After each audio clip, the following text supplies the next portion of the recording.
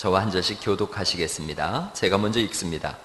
거짓 선지자들을 삼가라. 양의 옷을 입고 너희에게 나오나 속에는 노략질하는 일이라.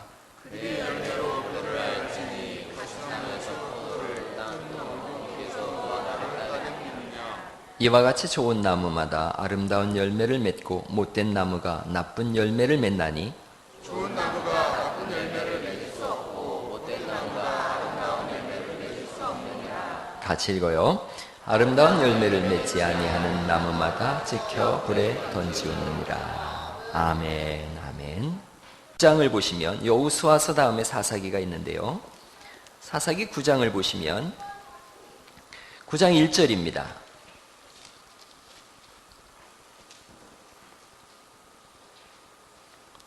사사기 9장 1절 말씀 보시면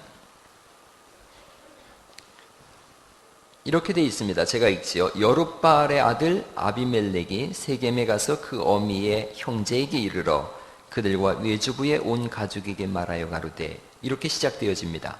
여룻바알이 나오고 그 아들 누가 나오는 거죠? 아비멜렉이 나옵니다. 이 여룻바알이라고 하는 사람은 누구냐면 우리가 잘 아는 기드온이라는 사람입니다. 기드온이라는 사람이 있는데 이 사람은 우리가 잘 아는 것처럼 기드온과 300용사로 너무나 잘 알려진 사람이지요. 그런데 이 사람은 8장 30절 말씀을 보시겠어요? 8장 30절 말씀을 보면 그렇게 훌륭한 사람은 못 됩니다. 8장 30절 기드온이 아내가 많음으로 몸에서 낳은 아들이 몇 명이나 있지요? 70명이 있습니다. 세겜에 있는 첩도 아들을 낳았으므로 그 이름을 뭐라고 하는 거죠? 아비멜렉. 9장 1절에 아비멜렉이라는 이름이 이 사람인 것을 우리가 알 수 있습니다. 이 사람은 32절 말씀 보면 요아스의 아들 기드온이 나이 많아 죽음에, 이렇게 기드온을 죽음을 말씀하지만 이 사람이 얼마나 실수를 많이 했느냐 하면 8장 27절입니다. 8장 27절에 이 사람이 나라를 구했더니 사람들이 금을 갖다 줍니다. 그러자 이 금으로다가 27절 기드온이 그 금으로 에봇 하나를 만들어서 자기의 성읍 오브라에 두었더니 온 이스라엘이 그것을 음란하게 위함으로 그것이 기드온과 그 집에 올무가 되니라. 이렇게 되어 있습니다. 에봇을 만듭니다. 에봇은 어떻게 생겼느냐 하면 에봇은 이렇게 생겼습니다. 예. 이 제사장이 입은 겉옷을 에봇이라 그럽니다. 에봇에 보면 이렇게 흉패가 가슴에 잔뜩 붙어 있고요. 또 밑에는 금방울이 있습니다. 그래서 이 제사장의 복식에 대해서는 제가 성막을 설교할 때 자세히 말씀드릴 겁니다. 그런데 이 에봇에 보면 이건 금덩어리로 다 이루어져 있습니다. 그리고 여기에는 12개의 보석이 박혀 있는데 이 에봇은 예루살렘 성전에만 둘 수 있는데 이 사람이 자기 집 오브라에 둡니다. 그러므로 인해서 스스로가 왕이다 이렇게 생각한 거예요.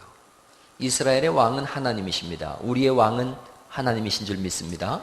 이 사람은 그런데 자기가 왕이다 이렇게 생각한 거예요. 에봇을 만들고 자기 집에 둠으로 인해서 이것이 우상이 되어집니다. 그래서 이 사람은 우상 숭배를 시작하게 되어지고요. 8장 30절 우리가 읽은 것처럼 일부 다처제를 통해서 70명의 아들을 두고 그리고 이 나라가 우상이 창궐해집니다. 이 나라에 부인을 두면 둘수록 외국에서 자기들의 우상을 가져왔기에 어느 정도냐 하면 8장 33절 말씀에 기드온이 이미 죽음에 이스라엘 자손이 돌이켜 바알들을 음란하게 위하고 또 바알브릿을 자기들의 신으로 삼고 이렇게 말씀합니다. 바알브릿이라는 말씀은 바알은 언약의 하나님이다 이렇게 부르는 이름을 바알브릿이라 그런 거예요. 바알은 바알인데 브리트 이건 언약, 약속이거든요. 약속의 하나님은 여호와 하나님 한 분이신데 이들은 바알이야말로 약속의 하나님이다 이렇게 생각한 거예요. 자, 이런 집안에서 아비멜렉이 태어났습니다. 그리고 이 사람은 세겜에 있는 첩의 아들이다 이렇게 성경에 써 있어요. 아비멜렉이란 뜻은 나의 아버지는 왕이다 이런 뜻입니다. 이 사람이 9장 2절 말씀부터 5절까지가 자기 욕망을 위해서 세겜에 있는 자기 백성들한테 얘기합니다.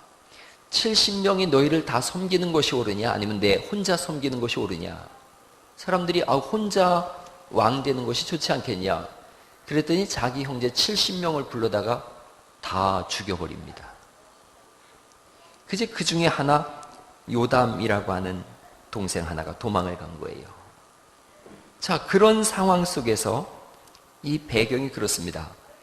아비멜렉이란 사람이 자기 형제들을 다 죽였는데 막내 동생 요담이 도망을 갔다가 이 사람이 어느 정도 시간이 지나자 그리심 산에 서서 이스라엘 백성들을 향해서 큰 소리로 외치는 거예요.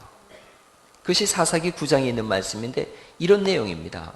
나무들이 누가 우리들 중에 왕이 되기를 원하느냐라고 왕을 뽑는데 이제 여기 본문의 시작부터가 이렇게 되어져 있습니다. 9장 8절 말씀입니다. 하루는 나무들이 나가서 기름을 부어 왕을 삼으려 하여 어떤 나무한테 먼저 가는 거예요?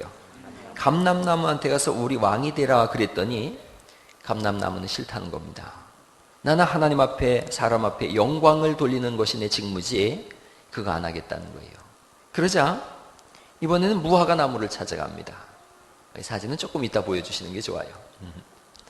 사인이 한 말씀. 무화과 나무를 찾아갔더니 무화과 나무도 자긴 싫다는 거예요. 내 단 것과 아름다운 열매를 내는 것이 내 기쁨이지 왕이 되기를 원치 않는다.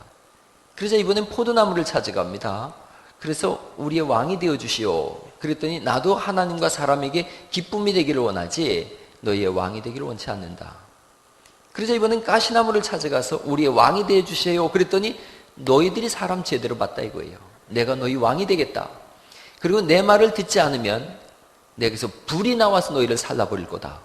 그리고 왕이 됐다는 거예요. 이걸 우화를 든 거예요. 그렇게 누가 왕이 됐다는 거예요? 아비멜렉이 왕이 됐다는 거예요. 왕이 되면 안 될 사람이 왕이 됐다는 거예요. 하나님이 왕이신데 하나님이 통치자신데 아비멜렉이 그 하나님의 자리에 올라가겠다는 거예요. 여러분 이건 어디서 많이 들어본 스토리 같지 않습니까? 어디서 봤어요? 창세기에서 아담과 하와가 누구처럼 되고 싶다는 거예요? 하나님이 되고 싶다는 거예요. 그래서 하나님이 먹지 말라고 한 선악과를 따먹고 죄를 범하지요. 아비멜렉이 똑같은 일을 하는 겁니다. 똑같은 내용을 가지고 내가 하나님 되겠다는 거예요. 내가 왕이 되겠다는 거예요. 내가 통치자가 되겠다는 거예요. 내 맘대로 살아보겠다는 거예요. 우리 아버지 보니까 첩을 많이 둬서 자식도 70명이나 뒀더만 나도 내 마음대로 살아보겠다. 죄라는 것은 내 마음대로 사는 것에서부터 시작되는 줄 믿습니다. 우린 내 마음대로 사는 것이 아니라 하나님 뜻대로 살려고 나온 사람들인 줄 믿습니다. 하나님의 뜻을 따라서 나온 사람들이지요. 자, 한번 오늘 이 나무들을 좀 보려고 합니다.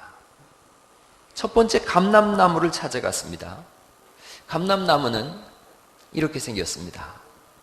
어떤 감람나무는 2000년 정도 산 감람나무라 그럽니다.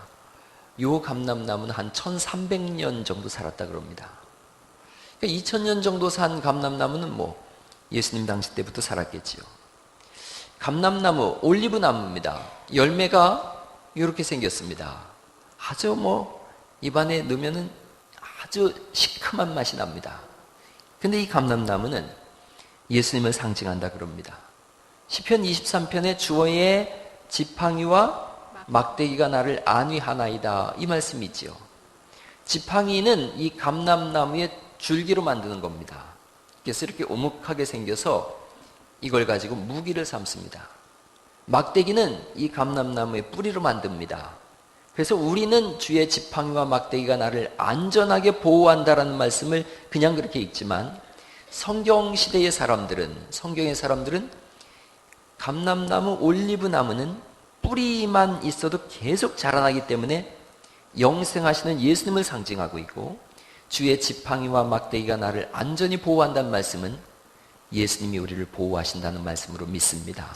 그렇게 이들은 받아들입니다. 하나님이 우리를 보호하시는 것이지요. 실제로 감람나무는 예수님을 상징합니다. 다윗 가문의 표현이, 다윗 가문의 나무가 이 감람나무입니다. 스가랴서 14장 4절 말씀 보면 예수님이 어디 오시느냐 하면 그날에 예수님께서 감람산에 서실 것이요 이렇게 성경이 써 있습니다. 그런데 그 말씀 그대로 예수님께서 누가복음 22장 말씀을 보시면 습관을 좇아 감람산에 가셨다 그럽니다. 습관을 쫓았단 말씀은 예수님은 틈만 나면 감람산에 가신 거예요. 예수님께서 어디서 기도하셨는데 땀방울이 변해서 핏방울처럼 됐죠? 무슨 동산이에요? 겟셋마네 동산이에요. 겟셋마네 동산은 어디에 있을까요? 1번 감람산, 2번 감자산. 무슨 산에 있을까요? 감람산에 있어요. 감람산의 겟셋마네에서 예수님께서는 올리브가 압축을 당해서 터져서 기름이 나오듯이 우리를 구원하시기 위해서 물과 피를 흘리며 기도하신 줄 믿습니다. 그분에게 왕됨을 선언하는 거예요. 예수님이 우리의 왕인 줄 믿습니다. 예수님 우리의 왕이 되어주세요라고 했는데 예수님께서는 그는 근본 하나님의 본체시나 하나님과 동등됨을 취할 것으로 여기지 아니하시고 자기를 비워 몸의 형체를 입고 우리와 같이 되셨다라고 겸손하게 순종으로 낮아지신 줄 믿습니다. 그분이 채찍으로 맞음으로 그분이 고난을 당함으로 십자가를 지심으로 우리가 구원을 받고 치료함을 얻고 나음을 얻고 주님 앞에 나올 수 있는 힘이 생긴 줄 믿습니다. 그 십자가로 우리가 구원 얻었지요. 그런데 예수님은 왕이신데 사사기의 주제는 그겁니다. 왕이 없어서 자기 소견대로 행했다. 왕이신 하나님을 바라보지 않고 왕이 없으니까 내 마음대로 살지 뭐. 여러분 마지막 때 종말의 때는 다른 게 아닙니다. 내 소견에 옳은 대로 사는 게 그때가 종말입니다. 내 마음대로 사는 때가 마지막 때지요. 그때가 종말의 때입니다. 늘 말씀드리지만 우리의 왕은 예수님이십니다. 우리는 그 예수를 따라 사는 믿음의 사람인 줄 믿습니다. 감람나무가 거절하니까 이번엔 무화과나무를 찾아갑니다. 무화과나무는 잎이 넓습니다. 그늘을 잘 만드는 나무입니다. 무화과나무는 도시에만 있어요. 그래서 무화과나무를 보는 사람들은 이제 내가 안전한 곳에 이르렀구나 생각합니다. 항상 열매가 있습니다. 그래서 그늘이 있고 열매가 있고 향기가 있어서 무화과나무 밑에서는 벌레가 오질 않게 사람들이 성경을 연구했다 그럽니다. 정신이 명료해져서. 그리고 이스라엘 사람들에게 있어서 실제로 무화과 열매는 버릴 것이 하나도 없답니다. 그래서 버릴 것이 없는 열매, 하나님 말씀은 버릴 것이 없는 줄 믿습니다. 그래서 무화과 나무를 하나님 말씀이라고 그들은 믿었습니다. 말씀이 육신이 되어 우리 가운데 거하시며 우리가 그 영광을 보니 독생자의 영광이요 은혜와 진리가 충만하더라. 그분이 누구시죠? 예수님이신 줄 믿습니다. 무화과 역시 예수님을 상징하고 있습니다. 그분의 왕되심을 선포하고 있지요. 포도나무입니다. 포도나무는 기쁨을 상징합니다. 기쁨과 즐거움을 상징합니다. 6월절 때 그래서 포도주를 마시는 것은 우리가 애굽에서 벗어났다 그런 기쁨입니다. 결혼식 때 이 사람들은 포도주를 마십니다. 포도주를 마시면서 기쁨의 노래를 부릅니다. 요한복음 2장에 보면 예수님께서 혼인잔치에 가십니다. 그 혼인잔치가 어디 동네지요? 가나. 1번 나가, 2번 가나. 네, 그렇습니다. 가나의 혼인잔치입니다. 여러분 어찌 그렇게 잘하시는지. 가나의 혼인잔치에 갔는데 뭐가 떨어졌어요? 포도주가 떨어져서 물로 포도주를 만드십니다. 이건 굉장히 깊은 의미가 있습니다. 혼인잔치하는 그 집을 이스라엘이라고 보세요. 이스라엘에 지금 뭐가 떨어진 거예요? 기쁨이 떨어진 겁니다. 기쁨이 없는 겁니다. 그런데 구약에서 메시아는 어떤 분이냐면 기쁨을 가져오는 분입니다. 즐거움을 가져오는 분입니다. 그분이 물로 포도주를 만드셔서 기쁨을 만드셨습니다. 가나의 혼인잔치는 전체적으로 예수님이 누구시라는 거예요? 메시아라는 겁니다. 결국 감람나무도 무화과나무도 포도나무도 우리의 왕은 예수님이십니다 라는 선언을 하고 있습니다. 그런데 사람이 범죄했어요. 아담과 하와가 에덴 동산에서 범죄하자 땅에서 뭐가 나왔어요? 가시와 엉겅퀴가 나왔습니다. 창세기 3장 18절에 가시와 엉겅퀴를 낼 것이요. 죄의 결과로 나온 겁니다. 죄의 결과로 가시와 엉겅퀴가 나왔는데 가시나무한테 갔습니다. 가시나무는 평지에서 자랍니다. 백향목은 북쪽 이스라엘 레바논 지역에서 자랍니다.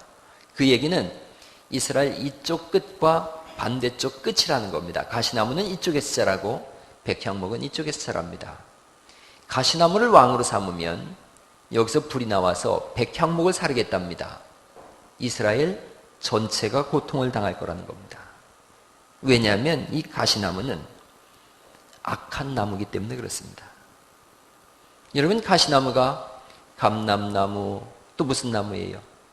세 가지 한번 대보세요. 시작. 감람나무, 무화과나무, 포도나무. 그래요. 이걸 다 저버리고 자기가 왕이 되어집니다.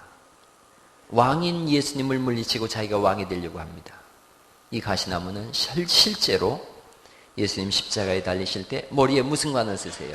가시관. 가시면류관을 쓰는데 이스라엘엔 두 가지 가시나무가 있는데 예수님 머리에 쓰신 가시나무와 똑같은 그 나무를 말씀하고 있습니다. 예수님의 머리에 피를 흘리게 하는 그 가시나무가 되어집니다. 오늘 우리가 읽은 이제 하나님 말씀 보시면 마태복음 7장으로 이제 넘어가 보시죠. 이 말씀이 이렇게 되어 있습니다. 여러분, 오늘 이 말씀을 우리가 이해하려고 사사기 9장을 함께 찾아봤습니다. 마태복음 7장 15절. 마태복음 7장 15절 말씀 보면 누굴 삼가라고 말씀합니까? 거짓 선지자들을 삼가라. 이 거짓 선지자를 사사기 9장으로 보면 누구예요?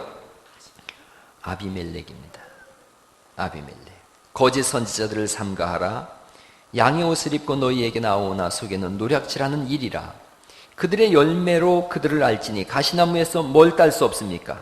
포도. 엉겅퀴에서 뭘 딸 수 없지요? 무화과를 딸 수 없습니다. 가시나무에서 포도를, 엉겅퀴에서 무화과를 따겠느냐? 이와 같이 좋은 나무마다 아름다운 열매를 맺고 못된 나무가 나쁜 열매를 맺나니 좋은 나무가 나쁜 열매를 맺을 수 없고 못된 나무가 아름다운 열매를 맺을 수 없느니라. 19절 말씀 읽어볼까요? 시작. 아름다운 열매를 맺지 아니하는 나무마다 찍혀 불에 던져지느니라. 예, 찍혀 불에 던지우느니라. 이렇게 멸망을 말씀합니다. 찍혀 불에 던진다. 그렇다면 과연 이 가시나무 아비멜렉의 최후는 어떻게 될까요? 70명의 자기 형제를 죽인 이 사람의 최후를 성경은 사사기 9장에서 자세하게 기록하고 있습니다. 사사기 9장에 보면 이 사람을 대항해서 이제 반란이 일어납니다. 그런데 탁월한 전투력을 가진 사람이에요. 싸움마다 승승장구를 합니다. 성을 빼앗고 세겜 족속을 쳐 죽입니다. 그리고 이 가시나무를 왕으로 삼으면 불이 나와서 너희를 태울 것이다 라는 그 말씀 그대로 세겜성으로 사람들이 도망을 갔더니 망대에 불을 놔서 1000명을 불태워 죽입니다. 성경 말씀 그대로가 이루어집니다. 그럼 이 악당 아비멜렉은 어떻게 되는가? 승승장구하던 아비멜렉이 데베스라는 곳으로 쳐들어갑니다. 사람들이 무서워서 성 위로 다 올라가서 꽁꽁 숨어 있습니다.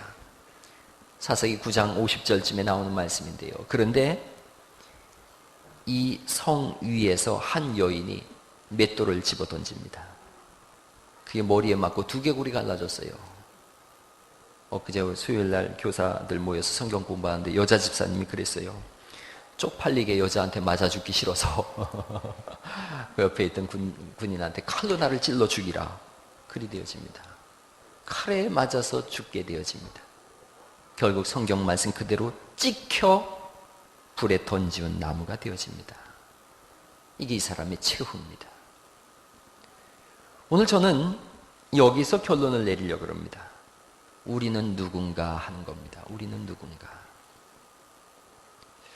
세겜과 그리심을 말씀드리고 결론을 내리려고 합니다. 모세가 마지막으로 설교한 산이 세겜산입니다. 세겜산에서 모세가 난 하나님을 택한다고 말씀합니다. 하나님의 말씀을 들으면 살 것이고 하나님의 말씀을 거부하면 너희는 죽을 거라고 말씀합니다. 그런데 여호수아는 똑같이 이번엔 그리심에서, 그리심 언덕입니다. 그리심 언덕에서, 그리심 산에서 선언합니다. 나와 내 집은 하나님을 섬길 거다. 너희도 오늘 택할 자를 택해라. 이스라엘에는 두 산이 있습니다. 그리심산과 에발산이 있습니다. 이 두 지역이 이 그리심산과 에발산이 있는 이 지역이 여러분 퀴즈를 내겠습니다. 여러분이 보실 때 어느 쪽에 있는 산이 그리심산일까요? 맞았습니다. 저쪽 오른쪽입니다. 오른쪽에서는 축복을 선언하겠다고 말씀하시고 에발산에서는 저주를 선언합니다. 그런데 이 그리심산과 에발산이 있는 그 동네는 어딜까요? 1번 세겜, 2번 세남. 세겜에 그리심산과 에발산이 있습니다. 거기서 똑같은 장소에서 모세가 선언하고 여호수아가 선언합니다. 하나님을 떠나면 죽는다. 하나님이 생명이시다. 할렐루야. 아멘. 하나님이 우리 왕이라고 선언을 합니다. 우리는 하나님의 백성들인 줄 믿습니다. 아멘. 마태복음 7장에 있는 말씀 그대로 좋은 나무냐 나쁜 나무냐라고 말씀드릴 때 전에는 우리가 가시나무였는지 모릅니다. 아니요. 전에는 가시나무였습니다. 전에는 너희가 하나님의 백성이 아니더니 이제는 그리스도 예수의 피로 하나님의 백성 됐다고 말씀하신 줄 믿습니다. 이제는 우리가 새 나무처럼 감람나무도 되어지고 무화과나무도 되어지고 포도나무도 되어집니다. 베드로전서 1장에 보니까 너희가 거듭난 것은 우리 보고 거듭났다고 말씀합니다. 우리가 다시 태어났다는 거지요. 우리가 가시나무였는데 나무가 바뀌었다는 겁니다. 썩어질 씨로 된 것이 아니요 썩지 아니할 씨로 된 것이니 감람나무, 무화과나무, 포도나무가 된 것은 썩지 아니하시는 씨인 예수님으로 된 것이라고 말씀하고 있고 성경은 살아있고 항상 있는 하나님의 말씀으로 되었다고 하신 줄 믿습니다. 가시나무였어요. 그런데 무화과나무가 되어지고 포도나무가 되어지고 감람나무가 되어졌습니다. 베드로전서 2장 7절 이하에 있는 말씀 보면 너희는 택한 족속이고 왕같은 제사장이고 거룩한 나라고 하나님의 소유된 백성이라고 말씀하시는 줄 믿습니다. 아멘. 우리가 바뀐 겁니다. 오늘 제가 설교 제목을 열등감에 빠진 분들을 위하여라고 설교 제목을 썼습니다. 자기의 정체성을 알자는 겁니다. 나는 누군가? 나는 나쁜 나무가 아닙니다. 우리는 누군가? 우리는 못된 나무가 아닙니다. 여러분은 좋은 나무고 그래서 아름다운 열매를 맺을 수밖에 없는 나무들인 줄 믿으시기 바랍니다. 아멘. 의의 나무를 맺는 것입니다. 다른 사람에게 단 것과 아름다움을 줘서 갈증을 해결하고 쉼을 주는 무화과나무입니다. 하나님의 성막에 보면 등불이 켜져 있는데 올리브 기름으로 등불을 켭니다. 여러분은 올리브 나무 같은 사람들입니다.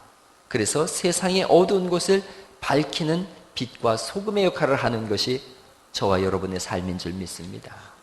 제가 오늘 우리 중고등부 아이들에게 그런 걸 도전하려고 합니다. 너는 누구냐? 너는 그렇게 스마트폰이나 보면서 게임이나 즐기는 인생이 아니라 너는 세상에 불을 밝히는 올리브나무 같은 사람이다. 너의 정체성은 과연 뭐냐? 너는 사람들을 욕하고 때리고 못되게 구는 그런 사람이 아니라 단 것과 아름다운 것으로 갈증을 해결해주는 다른 사람을 돕고 세우는 사람이다.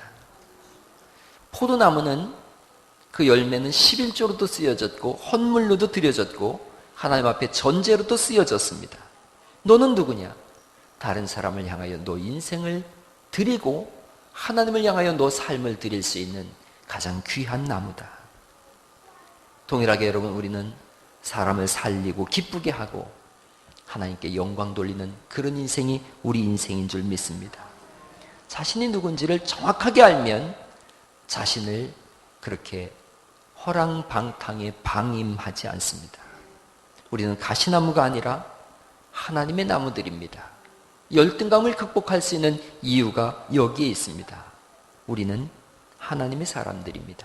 그래서 성경은 삶 전체를 바꾸라고 말씀하십니다. 선을 행하여 하나님께 영광을 돌리라고 말씀하시고 묻 사람을 공경하며 형제를 사랑하고 하나님을 두려워하라고 말씀하십니다. 아내들은 남편에게 순종하라고 하고요. 남편들은 아내를 귀히 여기라고 하십니다. 서로 사랑하며 불쌍히 여기며 악을 악으로 욕을 욕으로 갚지 말라고 하십니다. 선한 양심을 가지라고 말씀하고 있고 만물의 마지막이 가까웠으니 정신을 차리고 근신하여 기도하라고 말씀하고 있습니다. 직분을 맡은 자들은 양무리의 본이 되라고 말씀하고 있고 젊은 자들은 순종하라고 말씀하며 은혜에 굳게 서라고 하십니다. 옆 사람에게 알려주시죠. 당신은 가시나무가 아니고 감람나무, 포도나무, 무화과나무입니다. 한번 해보세요. 한번 시작.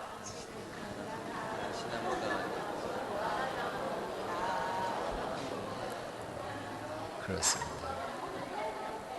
예. 여러분은 이제 나쁜 열매를 맺을 수 없는 사람입니다. 하나님 앞에서 선한 열매를 맺어갈 수 있기를 간절히 바랍니다. 죄를 청산하시고 삶을 하나님이 기뻐하시는 삶으로 바꾸십시오. 조울증으로 고생하십니까? 열등감으로 절망하십니까? 날마다 자기를 보고 말하십시오. 나는 좋은 나무다. 나는 아름다운 열매를 맺을 거다. 나는 아름다운 열매를 맺을 수밖에 없다. 여러분, 우리 교회 학교 아이들 그렇게 봐주시기 바랍니다. 너는 좋은 나무야. 너는 아름다운 열매를 맺을 거야. 내가 너를 위해서 기도할 거야. 그렇게 해서 우리 교회가 정말 아름다운 성령의 열매를 함께 맺어서 사랑, 희락, 화평, 오래 참음, 자비, 양선, 충성, 온유, 절제의 열매가 날마다 넘쳐나시기를 예수 이름으로 축원합니다. 우리 찬송하시죠. 같이 찬양하십니다. 489장 찬송입니다.